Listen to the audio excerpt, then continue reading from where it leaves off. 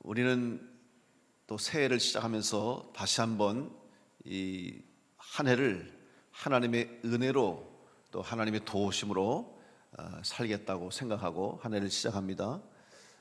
근데 이 시작이 시작으로 끝나지 않도록 여러분 매 삶의 순간마다 또 매일매일마다 우리 하나님의 은혜를 구하며 주님과 동행하는 그런 성도로 이번 한 해도 은혜 가운데 승리하시길 간절히 축복합니다.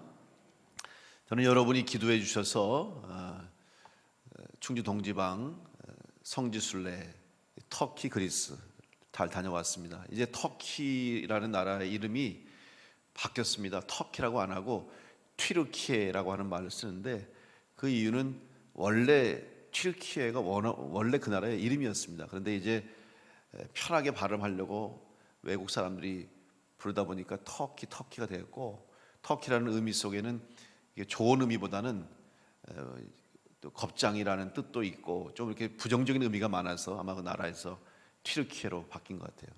어쨌든 이렇게 튀르키 그리스 두 나라 성지 순례를 통해서 초대교회의 발자취, 특별히 사도 바울의 전도했던 또 목회하고 사역했던 자리들, 현장들을 찾아보면서 은혜를 나누었습니다. 특별히 충주 동지방 제가 감리사로서 우리 지방의 35명의 교육자들과 사모님들을 제가 인솔하고 또 안전하게 건강하게 아주 은혜 가운데 잘 마치게 됐습니다.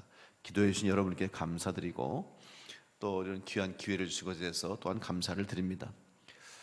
이스라엘 성지 순례를 했을 때는 하나님의 임재하심과 하나님이 그 땅 가운데 역사하셨던 현장, 그리고 예수님의 삶의 자취, 흔적들을 보면서 많은 은혜와 감동을 받았습니다. 근데 이번 튀르키예 그리스는 이제 그 예수 그리스도의 십자가의 복음이 어떻게 이 땅 가운데 전해졌는지, 특별히 사도 바울을 통하여서 예수 그리스도의 복음이 어떻게 이방 땅에까지 전해지게 됐는지 그 과정과 또 그 역사의 현장들을 찾아보는 뜻깊은 시간이었습니다. 물론 이런 감사한 시간 또 은혜로운 시간을 가졌습니다마는 사실 튀르키예에 도착하면서부터 우리 모든 교육자들이나 사모님들 마음이 사실 많이 무거웠어요. 왜냐하면 지금 튀르키예는 예배를 드릴 수가 없어요. 그곳에 이미 오래전에 교회가 세워지고 어떻게 보면 복음의 첫 번째 씨앗이 뿌려지고 부흥하고 꽃을 피웠던 자리인데 지금은 이슬람이 그 정권을 잡고 있기 때문에 모든 교회마다 다 모스크로 바뀌었어요. 예배를 드릴 수가 없습니다. 선교할 수가 없어요. 선교하는 것이 발각되면 추방당합니다. 핍박이 있습니다. 박해가 있습니다. 그래서 복음의 씨앗이 뿌려진 그 땅에 제일 먼저 복음이 전해지던 그곳이 이제는 그저 빈 터만 남아있고 교회들은 다 모스크로 바뀌어져 있고 이런 모습을 보면서 참 마음에 무거움을 느꼈습니다. 그러나 그럼에도 불구하고 여전히 그곳에 복음을 전하기 위해서 다시 예수 그리스도의 십자가의 복음을 싹 틔우기 위해서 남아있는 구루터기에 새싹을 틔우기 위해서 힘쓰고 노력하고 애쓰는 선교사님들이 계시다는 것이 희망이고 소망이었습니다. 그 중에서도 우리 한국 선교사님들이 많이 나가서 그 땅에 복음을 전하고 다시 교회를 세우기 위해서 여러 가지 위험과 어려움 속에서도 최선을 다하는 그런 이야기와 소식들을 들으면서 또 마음에 감사함을 느꼈습니다. 동시에 앞으로 더 우리 교회가, 특별히 우리 한국 교회가 해야 할 사명이 크다는 것을 깨닫는 그런 시간이었습니다. 이번 성지순례 여정은 특별히 사도 바울의 전도 여행을 통해서 전해진 복음 전파의 현장과 초대교회의 발자취를 따라간 시간이었습니다. 소아시아 7교회 모든 것을 방문할 시간과 여건이 되지 못해서 중요한 장소들 또 중요한 역사적 사건들이 있었던 곳을 찾게 됐습니다. 가는 곳마다 사도 바울의 위대함과 또 그의 목회와 사역이 얼마나 컸던가를 생각하며 고개를 숙이지 않을 수 없었습니다. 사실 사도 바울은 예수님으로부터 직접 부름을 받은 사도는 아니었습니다. 오히려 사도 바울은 예수 믿는 사람들 핍박하는 사람이었습니다. 그러나 그가 부르심을 받음에 따라서 주님의 사도가 돼서 위대한 사역을 감당했어요.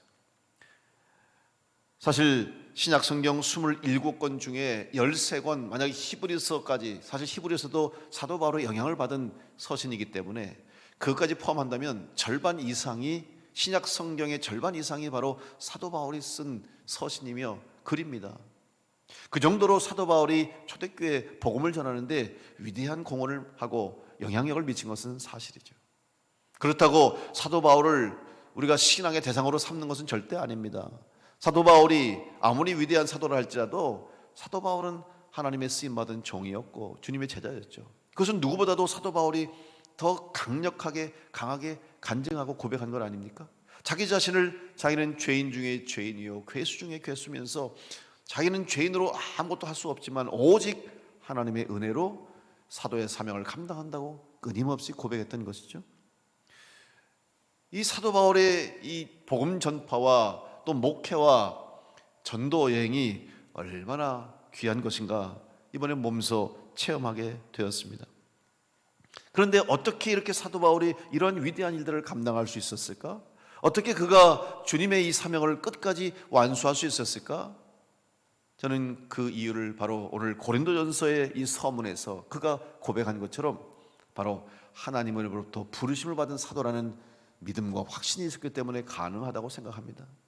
이것은 단지 사도 바울에게만 주신 신앙의 확신이 아니고 오늘 이 땅에서 부르심을 받은 교회에 지체되고 또한 교회를 통해서 주님의 사명을 감당해야 할 오늘 모든 성도들에게, 우리들에게 주신 바로 또한 신앙의 고백이 되어야 할 것입니다. 사도 바울은 바로 이 하나님으로부터 부르심을 받았다는 이 사실로 인해서 그 상황, 어떠한 상황과 환경 가운데서도 흔들림이 없이 그 사명을 완수했던 것이죠.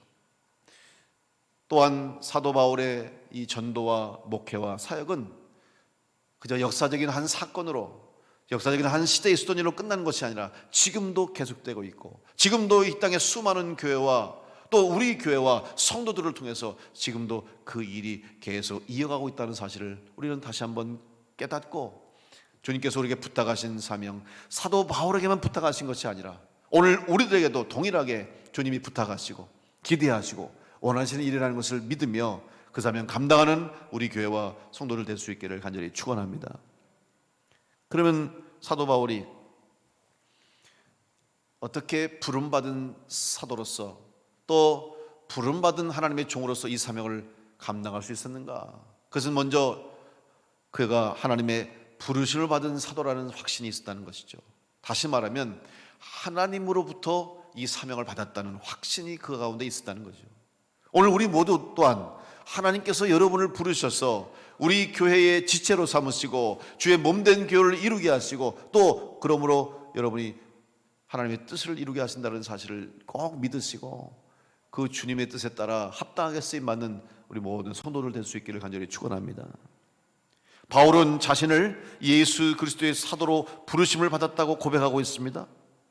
이것은 그의 글, 서신에 보면 정확하게 알 수 있습니다.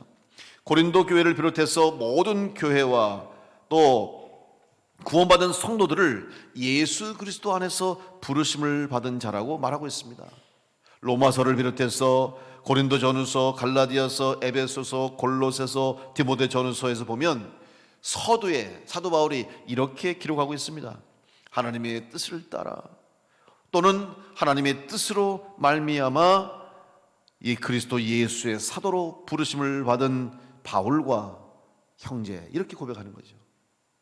다시 말해서 사도 바울은 자기가 사도가 된 것은 하나님의 뜻에 따라서 하나님의 섭리에 따라서 사도가 됐다라고 하는 것을 고백하는 것입니다. 왜 이렇게 반복해서 끊임없이 이 사실을 강조하고 또한 알리는 것이겠습니까? 몇 가지 이유가 있습니다. 그 중에 첫 번째 이유는 사도 바울의 사도권에 대한 끊임없는 논쟁과 또한 반발이 있었다는 거죠. 왜냐하면 우리가 아는 것처럼 사도 바울은 예수님으로부터 직접 부르심을 받은 사람이 아닙니다. 예수님을 만난 적도 없습니다. 본 적도 없습니다. 오히려 예수 믿는 사람들을 핍박하고 박해하는 자였고, 스데반이 죽을 때 그 죽음이 당연하다고 생각했던 사람이었습니다. 그 바울이 바로 예수님을 만남으로 영적 체험을 통해서 그가 구원을 받고 확신을 가지고 사도의 사명을 감당했어요. 그렇기 때문에 이 사도가 된 것에 대해서 교회의 공인이나 또한 성도들의 동의나 인정이 아니라 자기가 하나님께로부터 받은 사도라는 것을 고백하지 않을 수 없었죠. 그래서 끊임없이 사도 바울의 목회 여정과 전도 여행, 그의 사역 속에는 항상 그가 진정한 사도인가라는 질문이 있었던 것이고, 때로는 이것으로 인해서 그에 대해서 반발도 하고 사도 바울을 비난하는 그런 일들이 많았기 때문에 사도 바울은 계속해서 하나님의 뜻을 따라서 하나님께서 세우신 하나님의 부르심을 받은 사도라는 것을 강조했던 것입니다. 또한 중요한 것은, 이것보다 더 중요한 것은 사도 바울이 하나님을 어떤 하나님으로 믿고 있느냐 하는 것을 고백하는 거죠. 왜냐하면 이 하나님에 대한 분명한 확신과 하나님이 어떤 분이시라는 건 믿음이 없으면 이 복음을 전할 수가 없었어요. 사실 저는 개인적으로 하나님에 대한 신앙 고백, 모태신앙 또한 목회자의 가정에서 자라났기 때문에 너무나 자연스럽고 너무나 당연스러운 것이라고 생각해 왔어요. 제가 다른 종교를 가져본 적도 없고 또 다른 우상이나 이방신들과의 어떤 갈등이나 이런 문제가 없이 그저 교회 공동체 안에서 어려서부터 너무나 당연시해 왔고 자연스럽게 하나님을 하나님으로 믿고 예수 그리스도 믿고 살아왔기 때문에 사실 이런 문제에 있어서는 제가 피부로 그렇게 경험한 본 적이 없어요. 신약 성경에 기록된 특별히 초대교회 가운데 일어났던 많은 이런 영적인 문제들, 특별히 하나님에 대한 신앙의 문제, 참 신에 대한 문제, 또 예수 그리스도의 신성에 대한 문제, 성령의 문제, 이런 것들을 그동안 사실 머리로 지식으로 이렇게 공부한 것이 사실이에요. 그런데 이번에 성지순례를 통해서 사도 바울이 직접 복음을 전했던 현장과 또 그곳의 영적 상황과 당시의 문화와 이런 환경들을 직접 가서 보면서 배우면서 야, 사도 바울이 정말 담대하게 복음을 전했구나. 어떻게 이런 상황 가운데서 사도 바울이 복음을 전할 수 있을까 하는 생각을 하면서 그의 신앙과 그의 믿음에 머리를 숙이지 않을 수 없었습니다. 튀르키예에 가보면 에베소 교회가 있었던 또 에베소 지역에 유적이 남아 있습니다. 또 그리스에 가면 빌립보 유적지에 있습니다. 근데 이것은 그 당시에 로마가 팍스 로마나 그래가지고 이 로마 제국이 그 지역을 완전히 장악했어요. 가는 곳마다 로마의 건물 또 로마식으로 모든 길을 내고 모든 것을 다스렸어요.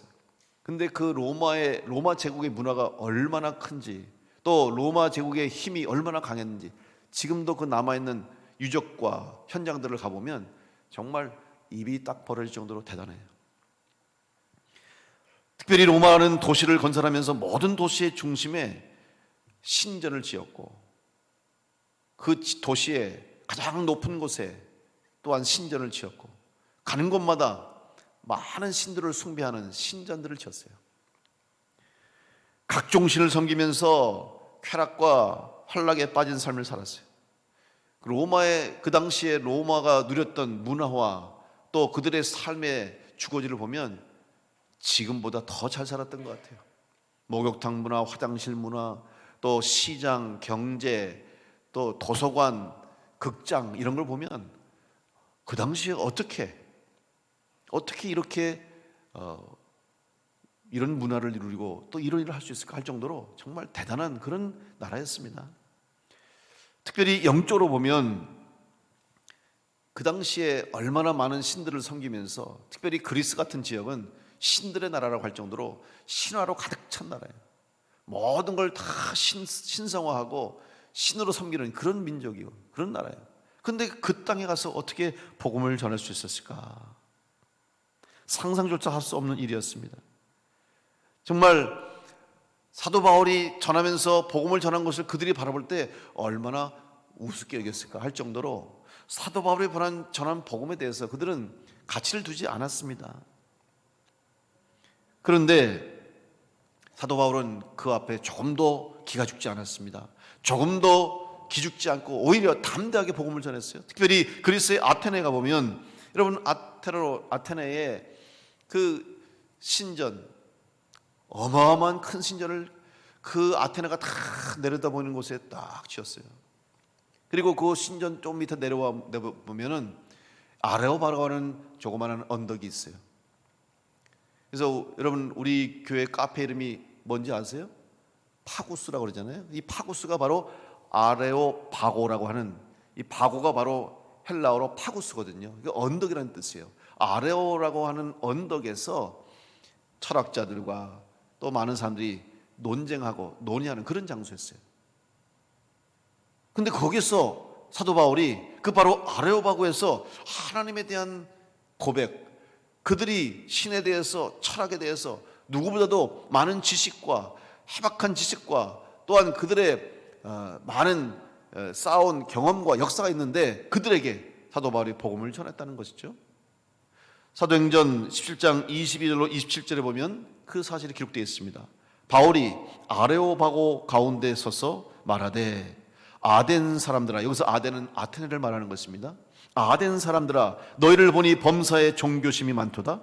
내가 두루 다니며 너희가 위하는 것들을 보다가 알지 못하는 신에게라고 새긴 단도 보았으니, 그런즉 너희가 알지 못하고 위하는 그것을 내가 너희에게 알게 하리라.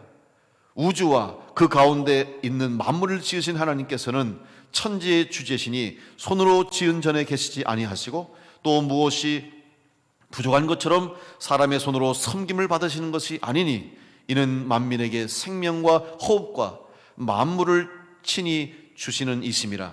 인류의 모든 족속을 한 혈통으로 만드사 온 땅에 살게 하시고 그들의 연대를 정하시며 거주의 경계를 한정하셨으니, 이는 사람으로 혹 하나님을 더듬어 찾아 발견하게 하려 하심이로되, 그는 우리 각 사람에게서 멀리 계시지 아니하도다.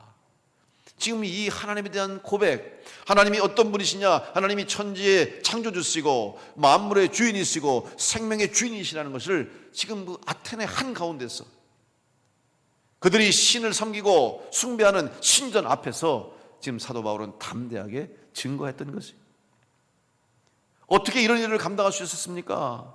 그것은 바로 사도 바울에게 하나님이 어떤 분이신가, 하나님에 대한 흔들림이 없는 확신이 있었다는 것이죠. 오늘 우리가 어떻게 믿음을 지킬 수 있습니까? 또 이 타락하고 혼탁한 세대 가운데서 어떻게 주님께서 우리에게 부탁한 이 사명을 감당할 수 있겠습니까? 그것은 바로 하나님이 어떤 분이시라는 신앙과 믿음이 있다면 우리는 흔들리지 않고 오히려 담대하게 이 땅 가운데서 믿음으로 승리하며 주님의 일을 감당하는 성도와 교회가 될 줄로 믿습니다. 우리 모두 다 사도 바울과 마찬가지로 하나님으로부터 부름받은 성도임을 여러분 믿으시면서 다시 한번 확신하면서 여러분을 통해서 주님이 기뻐하신 일들을 감당하는 복된 성도들 될 수 있기를 간절히 축원합니다. 하나님은 지금도 우리 교회를 통해서 또 이 교회의 몸된 지체인 여러 성도들을 통해서 하나님의 뜻을 이루어가기를 원하고 계시고, 주님께서는 그 일을 감당할 수 있도록 여러분 우리 모두에게 성령을 주시고 은혜를 주셔서 주님의 십자가의 복음이 땅끝까지 전해질 수 있도록 그 사명을 감당하기를 원하시는 것을 믿으시고, 그 주님의 마음을 품고 예수 그리스도의 심장을 가지고 복음 전하며 선교하는 힘쓰는 우리 교회와 성도를 될 수 있기를 간절히 축원합니다. 또 하나 사도 바울이 하나님의 부르심을 받았다는 사명이 있었던 것은 바로 하나님의 은혜를 늘 기억하고 생각하며 감사했기 때문입니다. 여러분, 올해에도 여러분에게 각자 개인적으로 교회를 위해서 또 주님을 위해서 여러 가지 사명과 역할이 주어졌을 것입니다. 여러분에게 맡겨진 그 사명과 사역과 역할이 어떤 일이든지 그 일들이 다 주님을 위한 것이요 또 하나님의 뜻을 이루기 위한 것임을 믿고 기쁨으로 감사함으로 순종할 수 있기를 간절히 축복합니다. 어떤 분들은 개인적인 사정 때문에 여러분의 삶의 환경과 여건 때문에 그 일을 맡지 못하고 미루거나 혹은 피한 분도 있을 거예요. 여러분이 기준에서는 할 수 없다고 생각하고 여러분의 생각으로는 감당할 수 없다고 생각하기에 결정했다고 하지만, 여러분, 그것은 여러분의 생각과 판단이지 하나님의 뜻과 생각은 다릅니다. 우리는 할 수 없다고, 우리는 못한다고 생각할 수 있겠지만 하나님이 원하시고 하나님이 허락하시면 이룰 수 있다는 믿음 가지고 그 일이 어떠한 일이든지 여러분을 필요로 하시는 일에 하나님이 여러분을 필요로 하실 때에 기쁨으로 감사함으로 쓰임받기를 간절히 축복합니다. 그 때를 놓치면 후회도 소용이 없어요. 사도 바울이 어떻게 그 일을 감당했느냐? 사실 감당할 수 있는 환경과 여건이 전혀 아니었습니다. 오히려 불가능하게 보여요. 오히려 할 수 없다고 느낄 수밖에 없는 상황이었습니다. 그 현장을 가보니까 정말 얼마나 대단한지 알 수가 없어요. 먼저 이제 튀르키예죠. 터키에 가면 에베소가 나오는데 여러분 그 에베소라는 지역은 항구로서 아주 발달된 도시였어요. 지금 이렇게 저 돌만 있잖아요, 여러분. 에베소 가면 돌만 남아 있는데 저게 돌터, 그냥 집터, 건물터, 도시의 터기 때문에 저렇지. 지금도 계속해서 복원하고 있습니다만은 저게 복원해 놓으면요 얼마나 대단한지 몰라요. 거기에 지금 남겨진 흔적들이 보면 얼마나 위대한지 몰라요.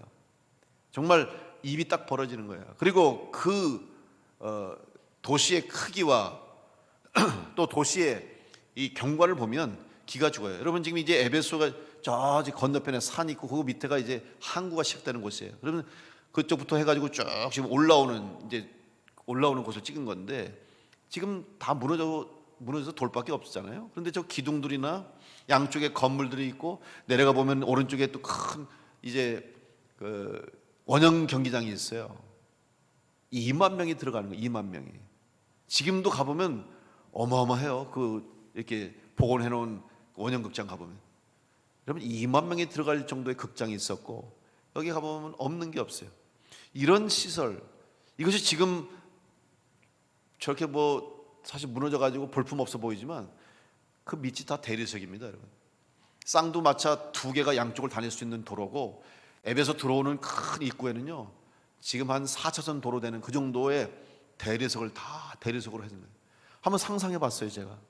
사람들이 에베소에 도착해서 항구에 도착해서 에베소로 들어가는데 들어가는 입구에 저렇게 어마어마한 큰 도로에 대리석을 쫙 깔아놓고 여러분 대리석이 얼마나 화려합니까?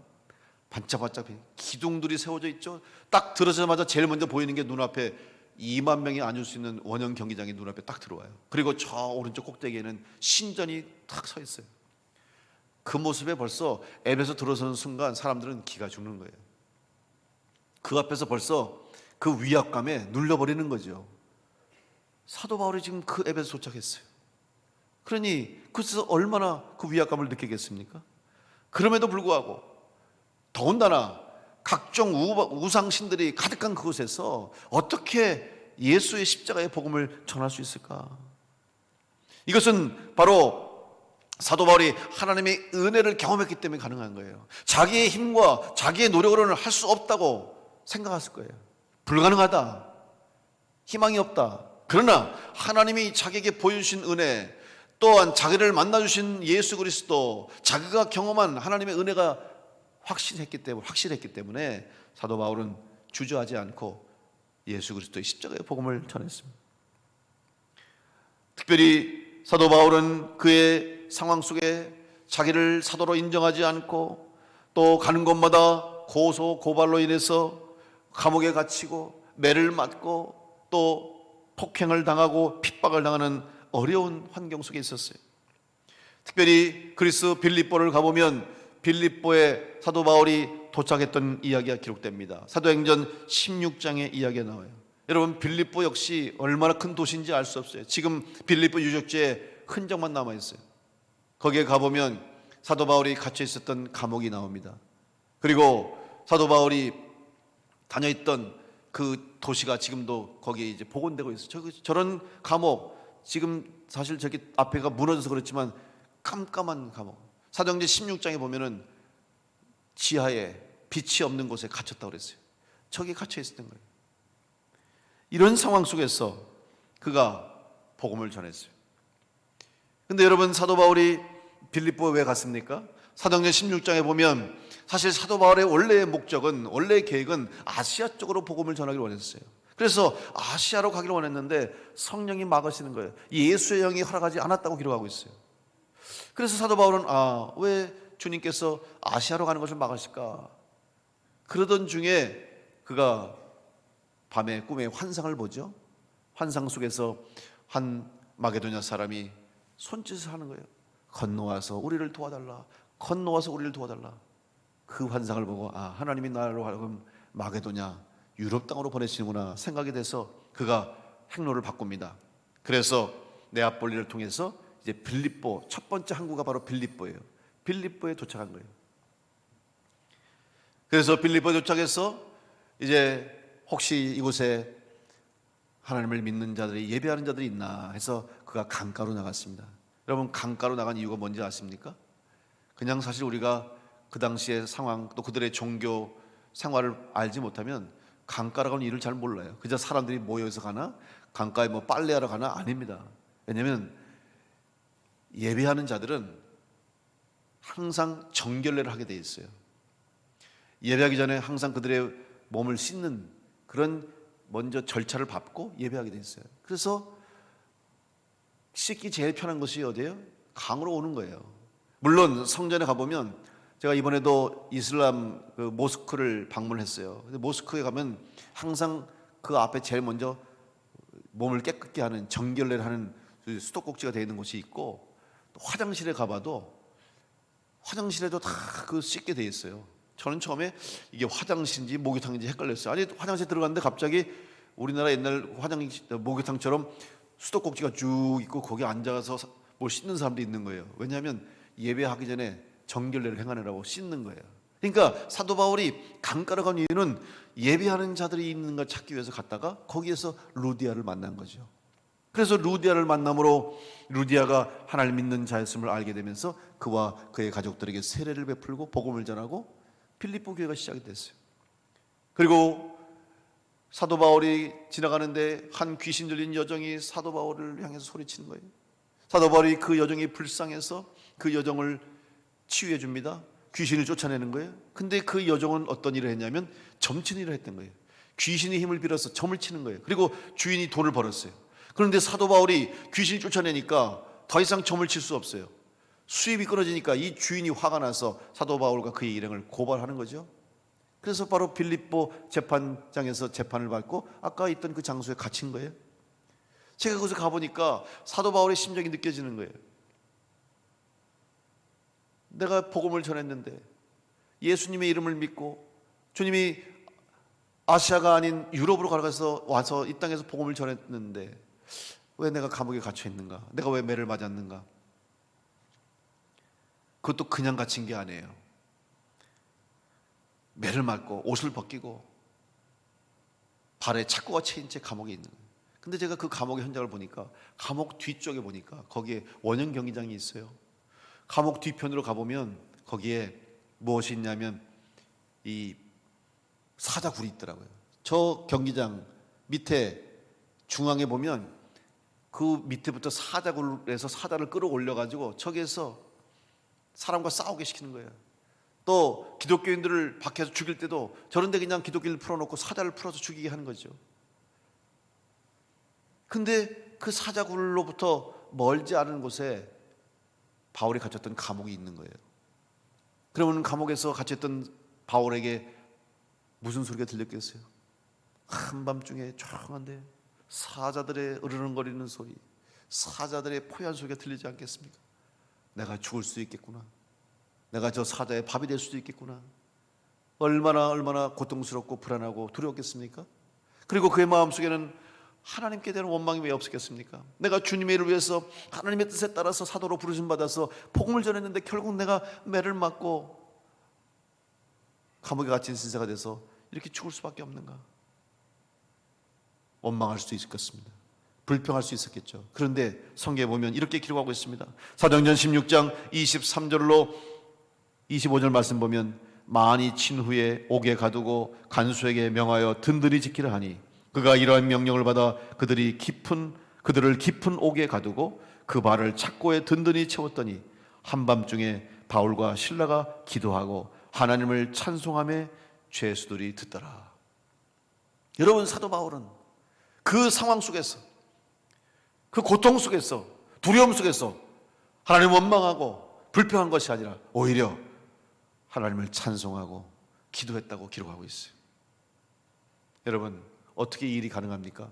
그것은 바로 사도 바울에게 하나님의 은혜가 늘 함께했기 때문이며, 또한 하나님의 은혜를 사모했기 때문에 사도 바울은 그 속에서도, 감옥 속에서도, 죽어가는 시간 속에서도 하나님을 찬송하며 기도할 수가 있었던 것입니다. 오늘 여러분의 삶에 이 사도 바울과 같은 하나님의 은혜가 늘 함께 하시길 간절히 축원합니다. 어떠한 상황과 환경이 여러분을 힘들게 만들고 고통스럽게 만들어 할지라도 여러분, 기도할 수 없을 때 기도하시고 찬송할 수 없는 상황이라 할지라도 찬송할 수 있는 은혜가 있기를 간절히 축복합니다. 사도 바울은 이 일을 통해서 기적을 경험하게 되죠. 그가 기도하고 찬송하는데 갑자기 지진이 납니다. 땅이 흔들립니다. 그러면서 옥문이 열리고 묶였던 착고가 풀려지면서 감옥에 갇혔던 모든 자들이 자유롭게 되는 거예요. 이 일을 알게 된 간수가 다 죄수들이 풀려난 것을 알게 되고 스스로 자결하려고 했죠. 그때 사도 바울이 간수를 말리고 그에게 십자가의 복음을 전해서 간수와 간수의 가족이 세례를 받고 구원을 받는 거예요. 바로 이렇게 빌립보 교회가 세워졌어요. 이렇게 빌립보 교회가 그 땅에 하나님의 은혜 가운데 세워지게 된 것이죠. 그래서 사도 바울은 훗날 로마 감옥에 갇혀 있으면서도 빌립보 교회를 향해서 편지하면서 이렇게 편지를 썼습니다. 빌립보서 4장 4절로 7절 말씀에 주 안에서 항상 기뻐하라. 내가 다시 말하노니 기뻐하라. 너희 관용을 모든 사람에게 알게 하라. 주께서 가까우시니라. 아무것도 염려하지 말고 다만 모든 일에 기도와 간구로 너희 구할 것을 감사함으로 하나님께 아뢰라.